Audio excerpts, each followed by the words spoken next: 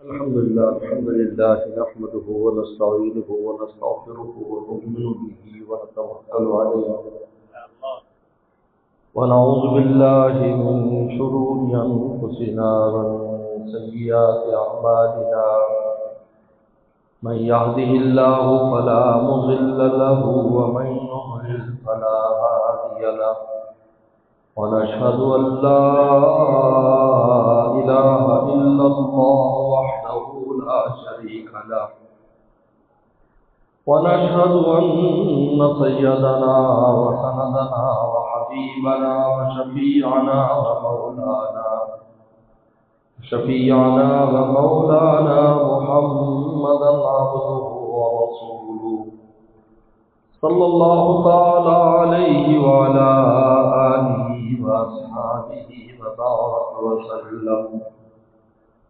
أما بعد فأعوذ بالله من الشيطان الرجيم. بسم الله الرحمن الرحيم. ومن يتق الله يجعل له مخرجا ويرزقه من حيث لا يحتسب. وقال تعالى ومن يتق الله يجعل له من أمره يسرا.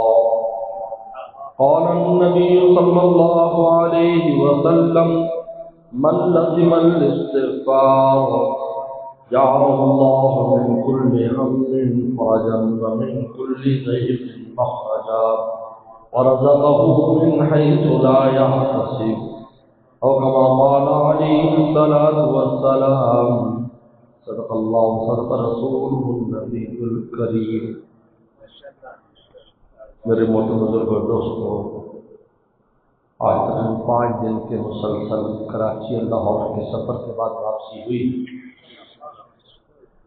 کافی طبیعت تھکی ہوئی تھی، لیکن ہمارے حضرت والا فرمایا کرتے تھے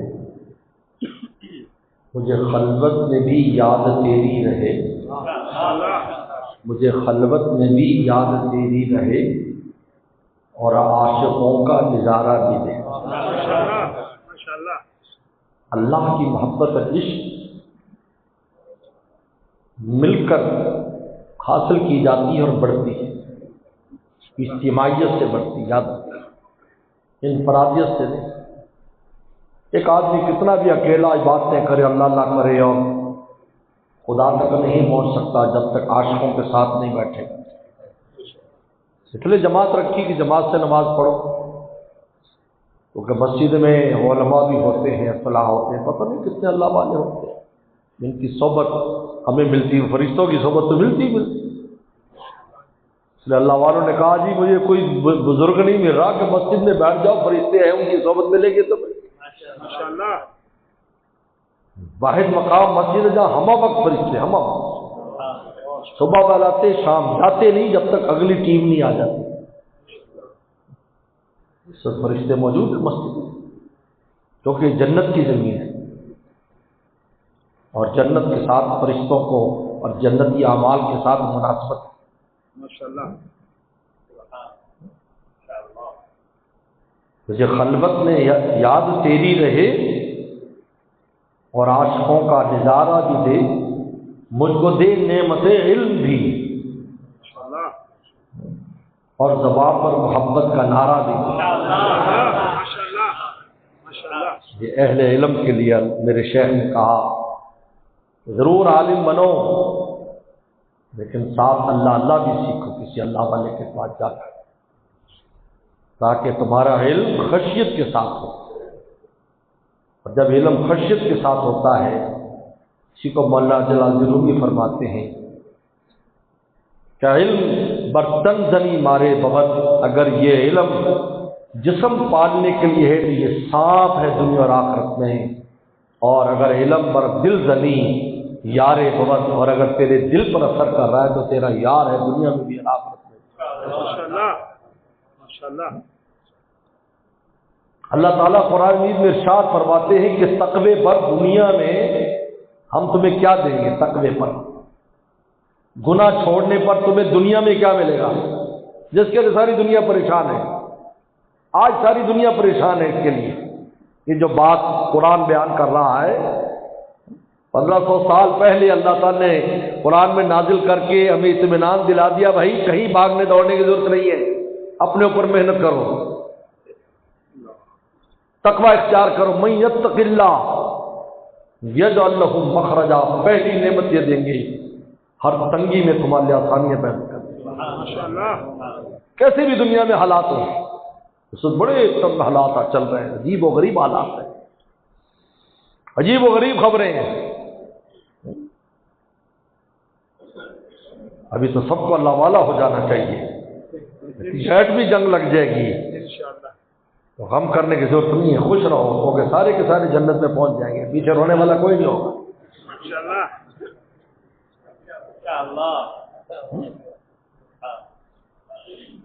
کیسے بھی حالات ہوں تقوی اختیار کرو، اپنے پر محنت کرو، گناہ چھوڑ دو، میری نافرمانی چھوڑ دو، میں تمہارے لیے راستہ بناؤں، یجعل لہ مخرجا، میں تمہارے لیے مخرج بناؤں گا۔ یاد رکھو چاروں طرف سے انسان کو حالات گھیر لیتے ہیں اور اس میں شیطان کا خاص طور پر دخل ہوتا ہے، ویسے حالات پیدا کرتا ہے۔ یاد رکھو قوتیں پیچھے یہی ہے، شیطانی قوت ہوتی ہے، چاہے میرے آپ کو انفرادی پیش ہے جنوں کی پارٹی میں، تو شیطان نے اس وقت کہا تھا اللہ تعالیٰ کے سامنے لآتینہم من بین ایدیہم ومن خلفہم وعن ایمانہم وعن شمائلہم، اللہ انسان کے آگے پیچھے دائیں بائیں سے میں آؤں گا، یعنی چاروں طرف سے اس کو میں گھیر لوں گا، مجال نہیں ہے کہ یہ میرے جال سے نکل سکے۔ اس میں دو جہتوں کا ذکر نہیں ہے، نیچے کا ذکر نہیں ہے۔ مفسرین نے لکھا ہے، علامہ نصفی رحم اللہ اپنی تفسیر میں لکھا ہے، نیچے کا ذکر اس لیے نہیں ہے کہ شیطان میں کبر ہے، نیچے سے آنا اپنی شان کے خلاف سمجھتا ہے، اور اوپر کا ذکر نہیں ہے، اوپر کا راستہ اللہ نے اپنے بندے کے درمیان صاف رکھا ہے کہ اگر چاروں طرف سے تجھے شیطان گھیر لے، حالات گھیر لے، ہمارا راستہ صاف ہے، اگر تو ہم سے رابطہ کرے گا ہم ان حالات میں سے تجھے باہر نکالیں۔ قرآن مجید کی نص صریح، اوپر کا راستہ نہیں، مجھے پکارو، مجھ سے لو لگاؤ، مایوس نہ ہو۔ مایوسی کفر کیوں قرار دیا ہے؟ اس لیے کفر قرار دیا مایوسی کو کہ مایوس ہونا اپنے رب کو عاجز سمجھنا ہے، مایوس ہونا اپنے رب کو درماندہ سمجھنا ہے کہ ہمارا رب کچھ نہیں کر سکتا، اس لیے میں بالکل اب بیکار نہیں۔ اللہ اکبر، یہ تیرے اس وقت موسیٰ علیہ السلام نے کہا تھا، اس وقت جس وقت موسیٰ علیہ السلام کے آنے کے بعد کچھ لوگ مسلمان ہوئے تو فرعون نے دوبارہ بچے ذبح کرانے شروع کر دیے۔ پہلے بچے اس لیے ذبح کراتا تھا کہ موسیٰ پیدا نہ ہو، وہ شخص نہ آئے جو نبیوں نے بتایا تھا، فرعون کے گھر میں پالا اور شاہی طریقے پر پالا۔ ملکہ ماں تھی، محبت کرتی تھی، کہ اللہ نے آسیہ علیہ السلام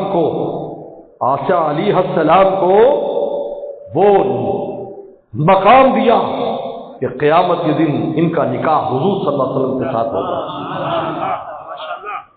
آپ کی زوجہ مطہرہ بنے گی۔ اور علیہ السلام کیوں کہا جاتا ہے جو نبیوں کے ساتھ ہے؟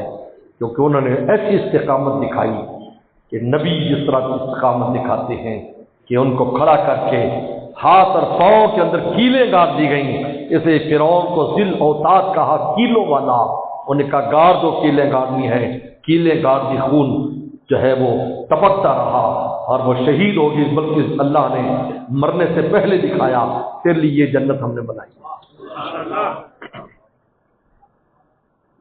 وہی پالا اس کے گھر میں انتقام اور سزا کے لیے۔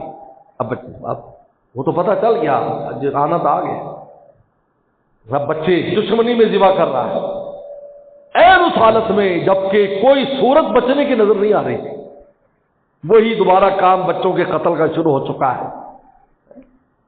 گھر تنگ ہے، چھاپے پڑ رہے ہیں، جاسوس پھر رہے ہیں، بچہ پیدا ہوتا ہے، لے کے چلے جاتا ہے، اس کو ذبح کیا جاتا ہے۔ کا اعتماد دیکھیں،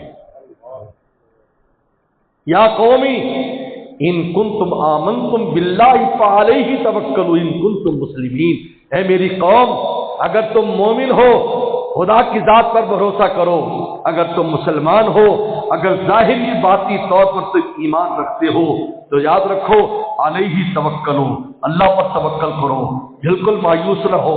ایسی اللہ کی مدد ظاہر ہوگی جس کا وہم و گمان بھی نہیں ہوگا۔ اب ایسے سمندر میں راستے بننا اور پانی کے اندر راستے بننا اور پھر وہاں فرعون کو پانی کی تہ میں ڈبونا، اس کا تصور نہیں کر سکتا تھا۔ یہی ہوگا ابھی تلوار مار دے گا، کوئی تیر مار دے گا، ظاہری اسباب، لیکن کتنا گہرا سمندر، کم از کم 100-200 فٹ گہرا ہوتا ہے۔ اس گہرے سمندر کی جڑ میں خدا نے اس کی موت اور اس کی فوج کی موت رکھی، اور اللہ نے کہا ہم نے مقام اور ضرور سے، مقام کریم سے، محلات سے ان کو نکال کر سمندر میں غرق کر دیا، اور قوم موسیٰ کو علیہ توکلوا ان کنتم۔ مایوس ہونا دلیل ہے کہ ہمارا خدا کچھ نہیں کر سکتا، نعوذ باللہ من ذالک۔ انبیاء السلام کے واقعات اس لیے بیان کیے جاتے ہیں۔ اللہ کا شکر ہم پر تو ایسے حالات نہیں آتے، ہم تو ایمان ہی چھوڑ دیں۔ کیسے کیسے ان پر حالات آئے؟ 950 سال نوح علیہ السلام 950 سال تبلیغ کی، 950 سال، ایک دو دن کی بات نہیں مار رہے، پتھر مار رہے، زخمی کر رہے ہیں، لیکن یقین ہے خدا کی مدد آئے گی، خدا کی مدد آئے گی، خدا کی مدد۔ 950 سال کے بعد حکم ہوتا ہے کشتی بنا۔ اس زمانے میں کشتیاں نہیں چلتی تھی، سن لو، اس لیے کہ سمندروں میں خشکی، ایک ہی جگہ خشکی تھی، چاروں طرف سمندر تھا طرف۔ یہ جو سمندروں میں جو راستے بنے ہوئے ہیں جس کے لیے بحری جہاز اور جہاز استعمال کرنا پڑتا ہے، نوح علیہ السلام کے زمانے میں نہیں تھا، کیونکہ زمین گول تھی اور ارد گرد سمندر تھا۔ کشتی پہلی دفعہ لوگوں نے دیکھی کہ یہ کیا چیز ہے، کس میں چلے گی، کیسے چلے گی۔ یاد رکھو یہ ٹوٹتے رہے، جیسے طوفان آتے رہے ٹوٹتے رہے، جیسے سونامی طوفان ہماری زندگیوں میں آیا، 1 میٹر زمین اپنی جگہ سے کھسک گئی، 1 میٹر زمین کھسک گئی۔ اس لیے آپ نے دیکھا کہ موسمی حالات اس کے بعد تبدیل ہو گئے۔ جس زمانے میں بارش نہیں ہوتی تب بارشیں ہو رہی، اور جب بارشوں کا موسم ہے تو خشکی ہو رہی۔ کہتے یہ تو اس سونامی طوفان کی وجہ سے تو سمندر ٹوٹتے رہے۔ آدم السلام کے زمانے میں بھی ایک ہی تھا، یہ آدم السلام ہندوستان سے چلے، پیدل چلے گئے، ان کو کشتی کی ضرورت نہیں پڑی، سمندر پار کرنے کی ضرورت نہیں پڑی، کیونکہ سمندر تھا ہی نہیں، سمندر تو ارد گرد تھا، بیچ میں سے روٹی کی طرح زمین نکلی تھی، بعد میں ٹوٹتی گئی، پھر اس میں پانی گھس گیا، جب ٹوٹا تو پانی گھس گیا، وہ پھر کشتیاں، پھر نوح السلام کشتی بنائی۔ یہ کون قوم گزرتی ہے مذاق اڑاتی ہے، یہ کیا کر رہا ہے، کو عذاب ہے، یہ کشتی کہاں، یہ خشکی میں چلے گی، یہاں چلائے گا، پانی آئے گا یہاں۔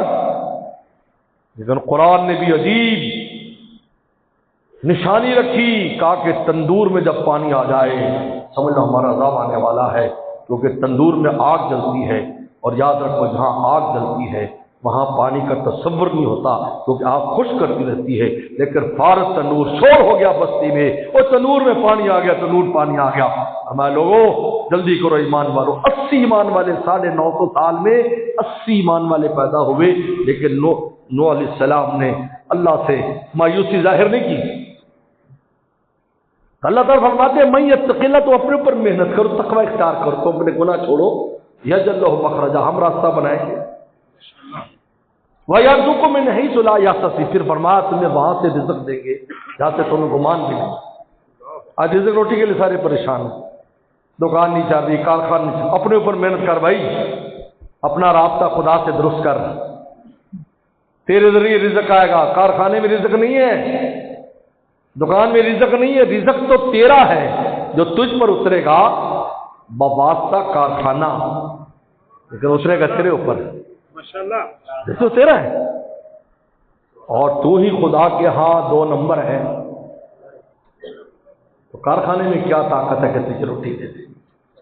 حکیم الامت فرماتے ہیں تھانوی رحمہ اللہ، یہ سارے اسباب، کھیتیاں، کارخانے، دکانیں، نوکریاں، اور میں یہ تو پلیٹ ہے، پلیٹ جس کے اللہ نے فرمایا پلیٹیں لے کے آؤ، ڈالیں گے ہم، تمہاری پلیٹ پر فیصلہ نہیں ہوگا، ہمارے ڈالنے پر فیصلہ ہوگا، ہماری مرضی جتنا ڈالیں، لیکن پلیٹ تم نے لے کر آنا ہے۔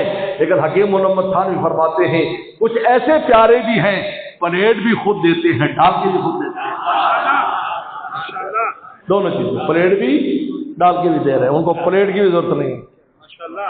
مولانا رومی کہا کرتے تھے اللہ ہمیں تو دنیا کا کوئی ہنر نہیں آتا، ہماری مثال تو چھوٹے بچے کی طرح ہے کہ جو ٹانگیں مار کر بر رو لیتا ہے تو ماں سارے کام چھوڑ کر آتی ہے اور اس کو دودھ پلاتی ہے۔ اللہ ہم بھی دنیا کے اعتبار سے ناکارہ ہیں کیونکہ تیری محبت اور تیرے رسول کی محبت سے ہم باہر نکل نہیں پاتے، ہمیں تو کوئی کام نہیں آتا۔ آپ جس طرح ماں میں اگر رحم ہے جو تو نے ڈالا ہے، مادرارا مہر منا مختن، ان ماؤں کے دل میں تو نے رحم ڈالا کہ وہ روتے بچے کے پاس آ کر وہی دودھ پلاتی ہے۔ ان آسمان کی بادلوں میں تو نے رحم ڈالا کہ زمینیں جو بیچاری سمندر دریا پر نہیں جا سکتی وہاں آ کر ان کو پانی پہنچاتے ہیں۔ ہم بھی دنیا کے اعتبار سے بیکار ہیں، ہماری روٹی آپ ہمیں یہی عطا فرمائیں۔ انہیں پلیٹ بھی دی جا رہی ہے، ڈال کے بھی دیا جا رہا ہے، ورنہ ہمیں حکم ہے پلیٹ لاؤ، لیکن ڈالیں گے ہم، اور کیسا ڈالیں گے؟ من یتق اللہ یرزق من حیث لا یحتسب، وہاں سے رزق ملے گا جس سے تمہارا گمان بھی نہیں۔ تقوی اختیار کرو، پھر دیکھو کیسے دکان چلتی، کیسے کام، کیسے کھیتی میں برکت ہوتی۔ رزق تو تیرا ہے نا، یہ حقیقت بات ہے۔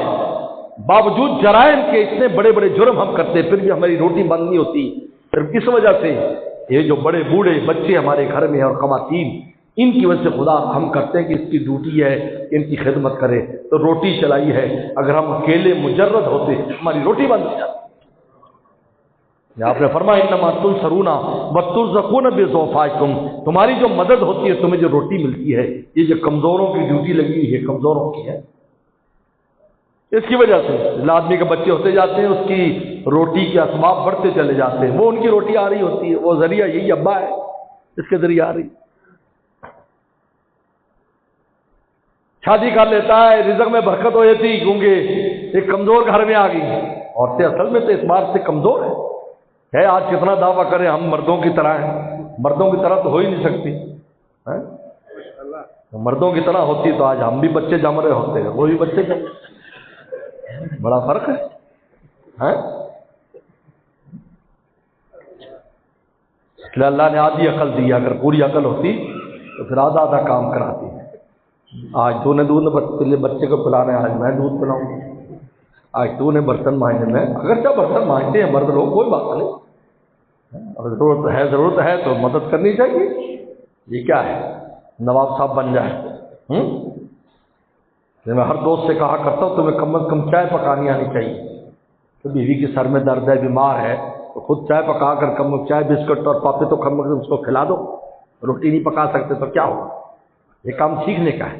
کہ میں تو جہاں ٹھہرتا ہوں وہ پابند ہے کہ وہ صاحب خانہ کو چائے پکانی آتی ہے۔ وہ کہتا ہے حضرت کیوں؟ میں کہا رات 12-1 بجے ہم بیان سے آ رہے ہیں، بچے سو رہے ہیں، خواتین اب ان کو اٹھا کے چائے، ہمیں چائے بھی نہیں ہوتی ہے 12-1 بجے، زیادہ تمہیں خود چائے بناؤ۔ میں بڑی سختی سے منع کرتا ہوں نا، کسی کو نہیں اٹھانا۔ حضرت چائے نہیں آتی تو کوئٹہ ہوٹل والوں سے سیکھ لو چائے کیسے بنا۔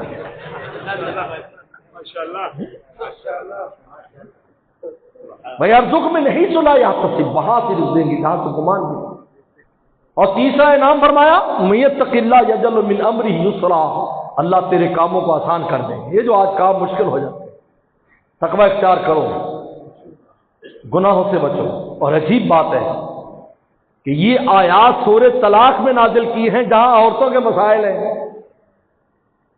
حالانکہ یہ عالمی قسم کے عالمی باتیں ہیں، اس کے اندر آپ پورے عالم کے لیے بات ہے، لیکن ہے کہ سورہ طلاق میں عورتوں کے اس میں کا مطلب یہ ہے کہ خانگی معاملات میں تقوی اختیار کرو، کیونکہ جہاں کمزور ہیں اور جہاں کمزور ہوتا ہے وہاں انسان پھر کہتا ہے میں غصے سے پاگل ہو گیا تھا، پھر گالیاں بھی دیتا ہے، مارتا پیٹتا بھی ہے کہ میں غصے سے پاگل ہو گیا تھا۔ میرے شیخ نے فرمایا کہ غصے سے کوئی پاگل نہیں ہوتا، اگر آگے سوا شیر ہو تو پھر کہتے ہیں کوئی بات نہیں، یہ سے ہنس کے دانت نکالتا ہے کسانی بلی کی طرح، اور اگر کمزور ہوتا ہے تو وہاں پر اپنا غصہ دکھاتا ہے، مارتا پیٹتا بھی ہے۔ طلاق دے دیتا ہے، دوسرے کام کرتا ہے اور کہتا ہے کہ جی مجھے بھی میں غصے میں پاگل، میرا بلڈ پریشر ہائی ہو گیا تھا۔ کم بخت تیرا باس کے سامنے تو بلڈ پریشر کبھی ہائی نہیں ہوا، سڑک کے اوپر تجھے سارجنٹ روک لیتا ہے تو تو نے ہیلمٹ نہیں پہنا، وہاں تو تیرا ہائی نہیں ہوا، عدالت میں جج کے سامنے تو تیرا ہائی نہیں ہوتا، اپنی بیوی کے سامنے ہائی ہوتا ہے، بچوں پر ہائی ہوتا ہے، تیرا ماں باپ پر ہائی ہوتا ہے جن کو برا بھلا کہتا ہے۔ یہ سورہ طلاق میں نازل کر کے اللہ نے کہا کہ دیکھ تقوی اس کا نام نہیں۔ لوگ کہتے ہیں جی میں الحمدللہ نہ ہم کو چوری کرتے ہیں نہ ہم کو بدکاری کرتے ہیں، پھر ہمارے حالات، تو تقوی اس کو سمجھتا ہے؟ حضرت فرماتے ہیں، حضرت حسن بصری یا جنید بغدادی فرماتے ہیں کہ تقوی اتنا ہی باریک ہے جتنا پلسرات باریک ہے۔ موٹی موٹی چند باتوں، یہ کوئی ٹرک تولنے کا آلہ ہے جس میں ٹرک تولنا ہے تم نے، جہاں 5-10 کلو کا پتہ بھی نہیں چلتا؟ نہیں، میرے شیخ فرماتے تھے اپنے دل کو سونار کے کانٹا بنا دو، جہاں رتی تولا ماشا بھی تل جاتا ہے، اگر تھوڑی سی بھی بے قاعدگی ہو جائے رو رو کے رکھو اللہ مجھ سے گناہ ہو گیا۔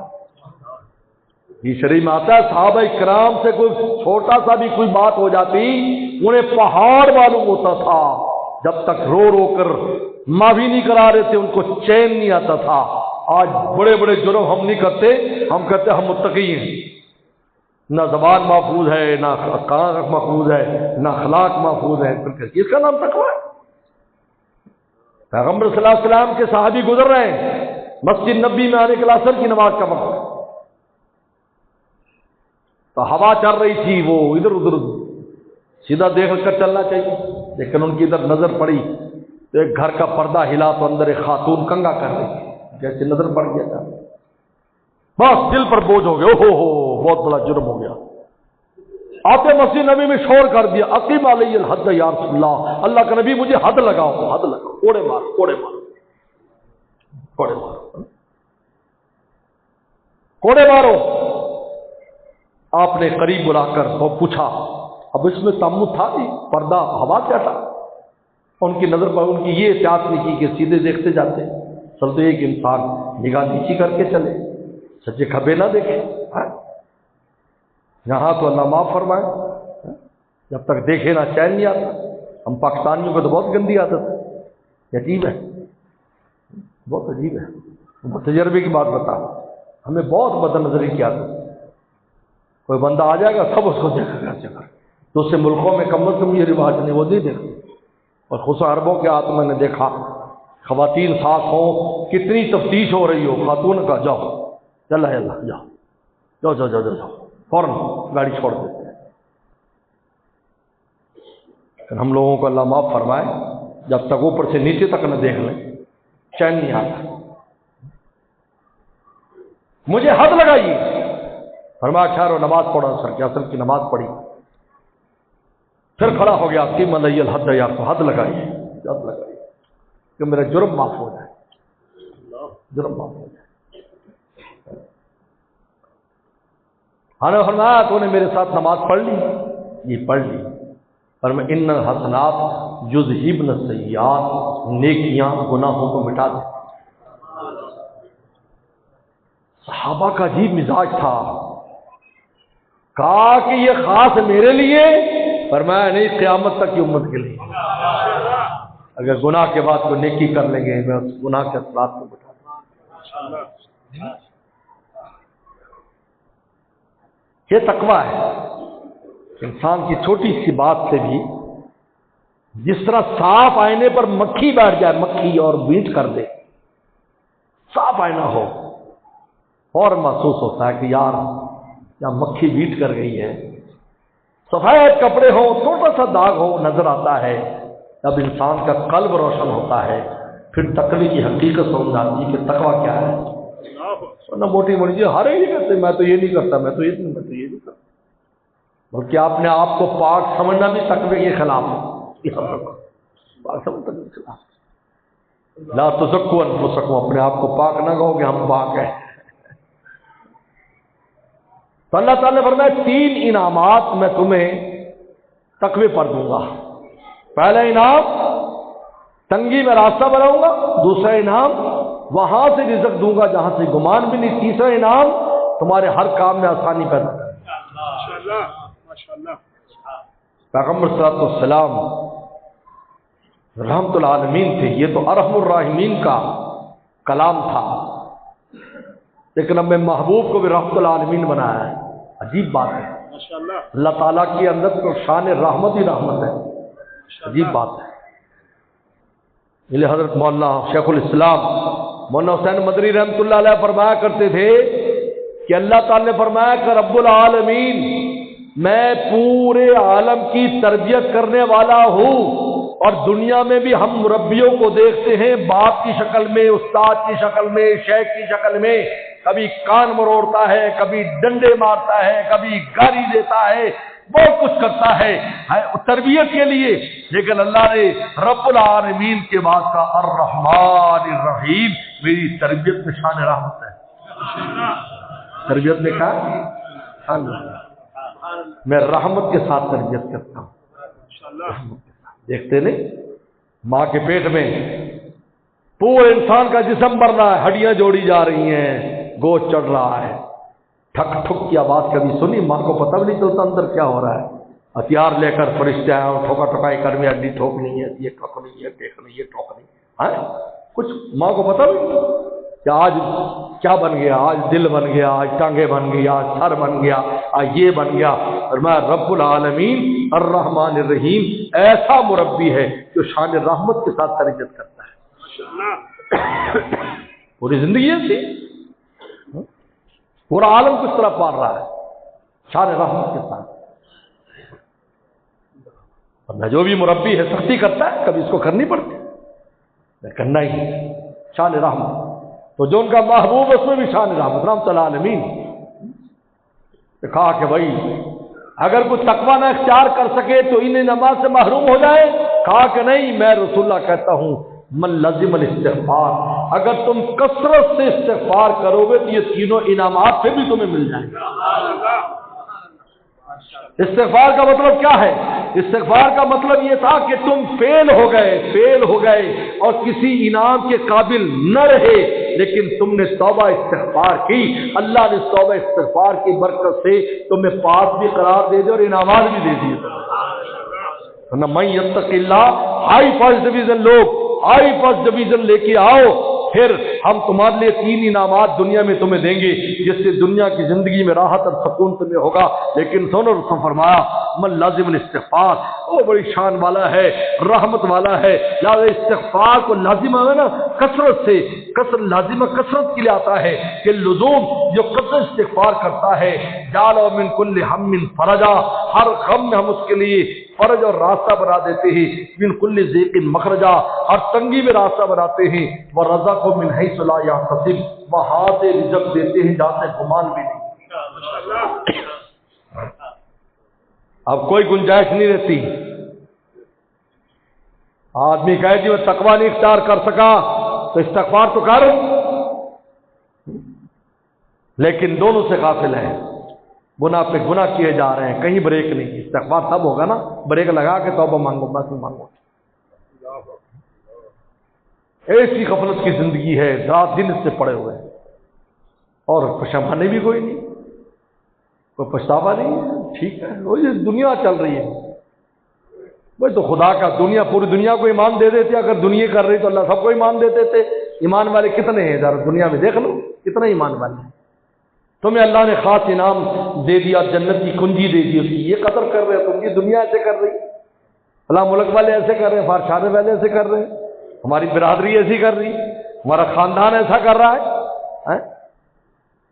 زمانہ ہو خلاف پرواہ نہ چاہیے، پیش نظر تو مرضی جانا نہ چاہیے.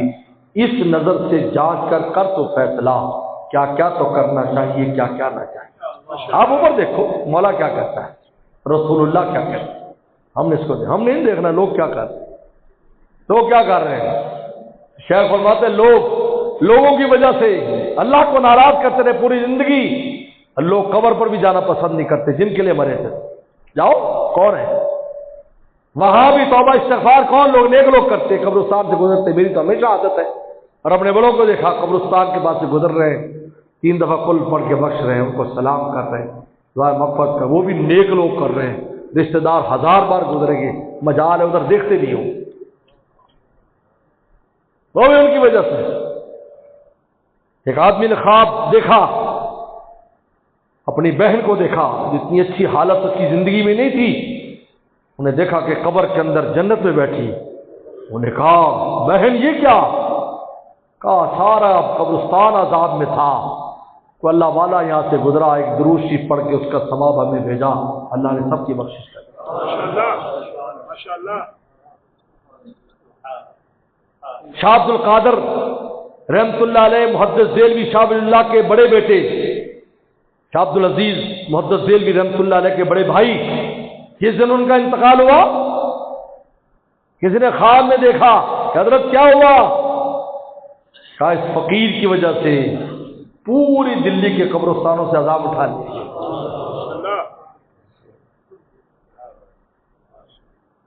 حضرت بدوی رحمت اللہ علیہ مصر کے بہت بڑے بزرگ ہیں، میں نے ان کے حالات میں پڑھا کہ حضرت بدوی رحمت اللہ علیہ کے انتقال ہوا، ایک شام کا ان کا خادم تھا، شام سے ان کی خدمت و صحبت میں آیا ہوا تھا، یہ مصر میں تھے۔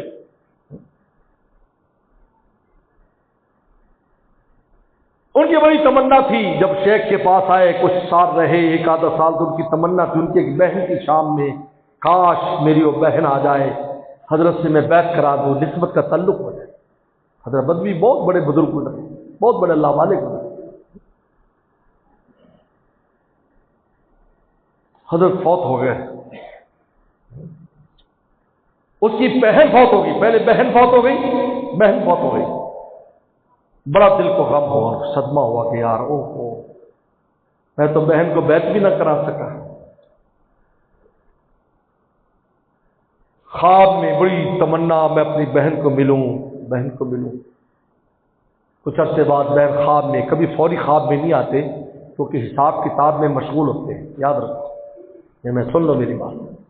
لوگ کہتے خواب میں ہے، نہیں بھائی وہاں کا وقت بہت لمبا ہے، بہت لمبا ہے۔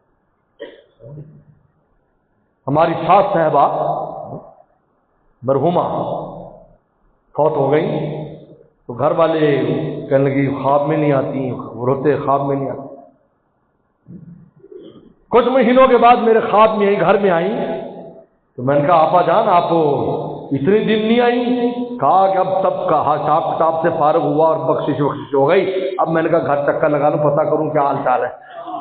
میں نے خوب خواب دیکھا، لوگ فوری کرتے ہیں بھائی، وہاں 1000 سال کا دن ہے، یہاں 24 گھنٹے کے دن ہے، وہ 1000 سال کا۔ تو اب بتاؤ اگر 1 آدھا منٹ وہاں پر مشغولیت ہو جائے تو یہاں کتنا عرصہ گزر جائے گا۔ خواب دیکھا بہن کو، کئی مہینے کے بعد خواب میں دیکھا، فوراً پوچھا بہن کیا ہوا، اور افسوس کرنے لگا، کہا کہ نہیں تسلی رکھ، اس دن جتنے بھی لوگ مرے تھے اللہ کے دربار میں پیش کیے گئے، سب کو فرشتے اوپر لے گئے، جو ایمان والے تھے ایمان پر میں سب کو لے گئے۔